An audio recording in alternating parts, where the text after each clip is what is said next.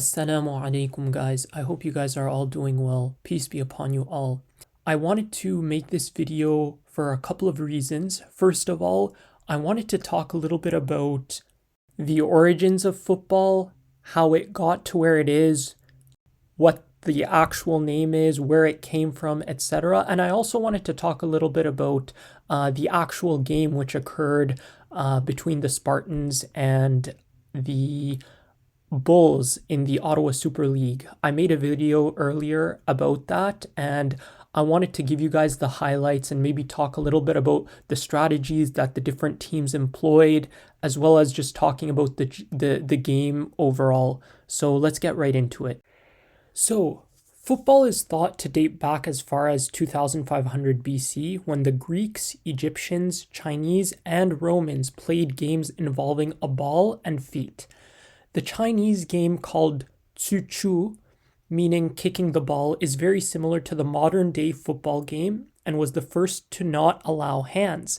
It involved kicking a small leather ball into a net, which was strung between two bamboo poles 30 feet in the air.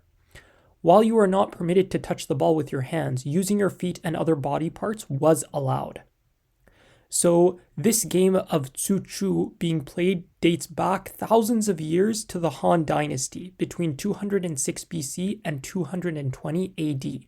This particular style of playing a game with a ball with a focus on the feet might have subsequently spread throughout the world.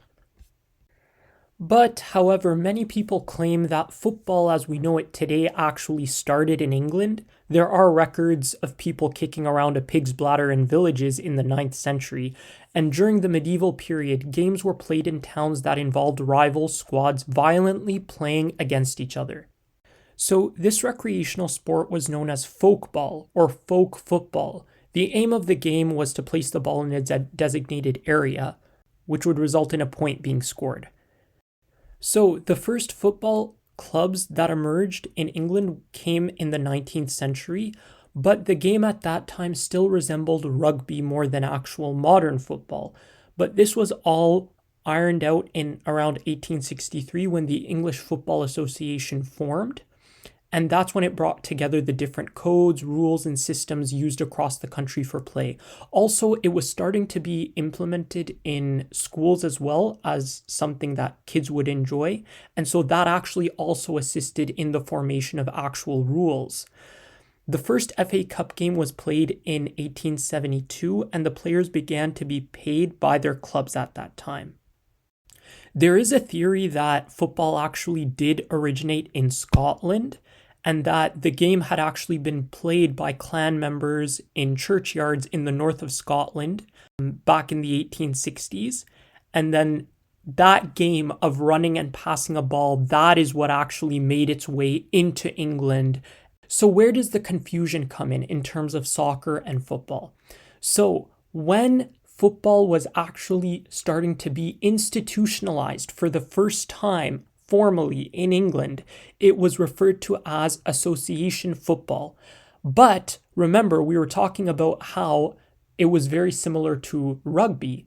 Rugby at that time was referred to as rugby football. Okay, so they were very related in that way. Now, what happened was that in order to get rid of the confusion between rugby football and association football, players would refer to rugby football as simply a rugger, and people would refer to association football as simply a soccer. But at the same time, there was another sport which was being popularized in the United States of America, as well as North America as a whole, called gridiron football, which is the modern day American football. Now, gridiron football became so popularized that since the North Americans were already going with the terminology used in the UK, they stuck to the terms a soccer and a rugger in order to avoid confusion with gridiron football. So for North Americans, as time went by, they stuck to football for gridiron football, soccer for association football, and rugby for rugby football. Now, in the UK, that confusion never arose because there was no gridiron football. And so over time, they had adopted a soccer and a rugger, but what they eventually did was that people started to use football more just in order to refer to association football, and they started to call a rugby football just rugby. So football and rugby stayed the same in the UK.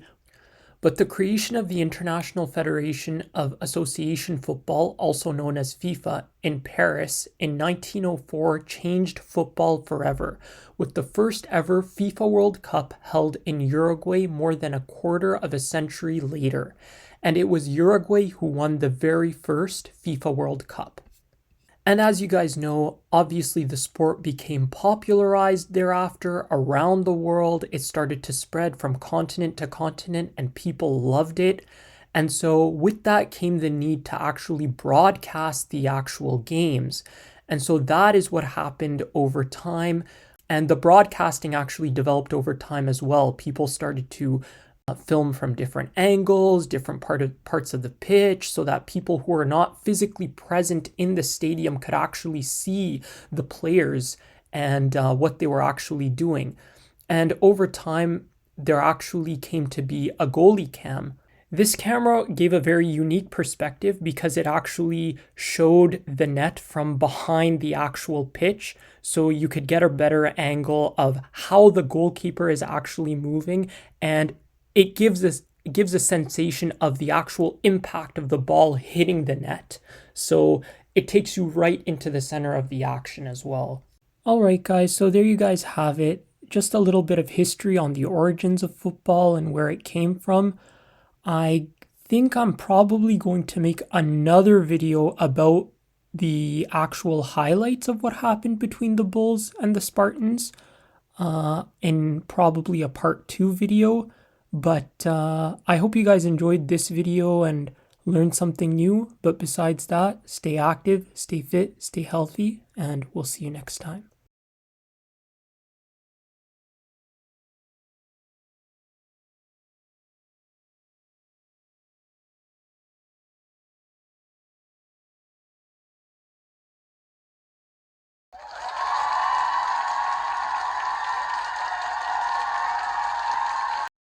نحمده ونصلي على رسوله الكريم وعلى آله وأصحابه أجمعين.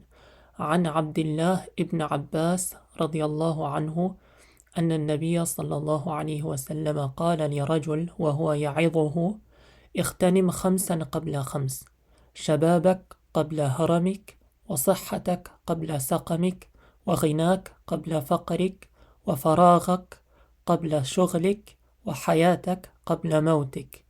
رواه الحاكم والبيهقي.